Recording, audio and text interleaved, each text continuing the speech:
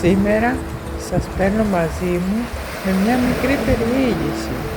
Ξεκινήσαμε την παραλία Μούδη, εκεί όπου η θάλασσα απλώνεται γαλήνια και το κύμα αγγίζει απαλά την ακτή.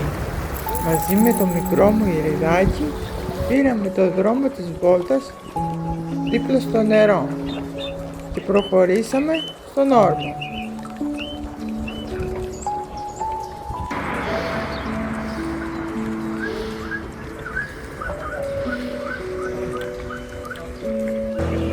Στη διαδρομή συναντήσαμε το παλιό λιμανάκι, ένα τόπο γεμάτο μνήμες και εικόνες της πόλης.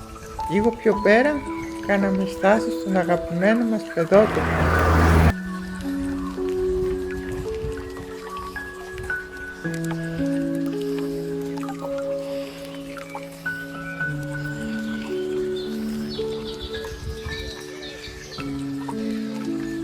Εκεί που τα γέλια των παιδιών γεμίζουν τον αέρα.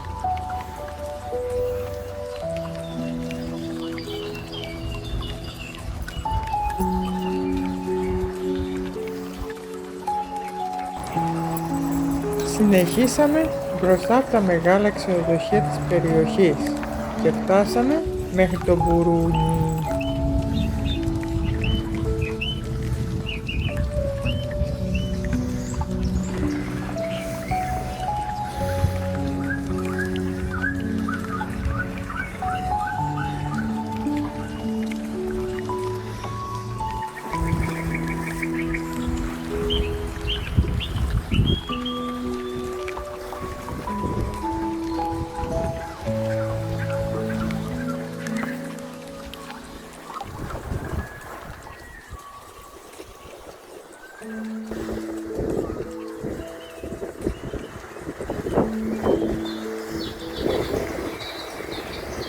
Με τη θέα του κόλπου να ανοίγεται μπροστά μας και το θαλασσινό αεράκι να μας συντροφεύει. Και κάπως έτσι η βόλτα μας ολοκληρώθηκε.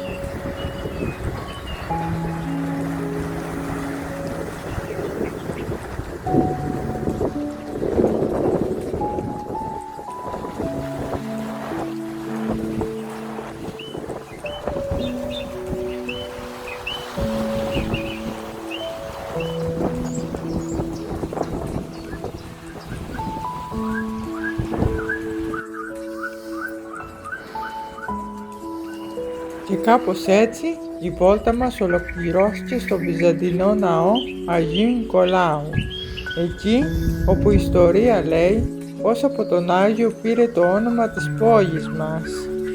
Μια απλή βόλτα που έγινε ένα μικρό ταξίδι γεμάτο θάλασσα, ιστορία και όμορφες στιγμές.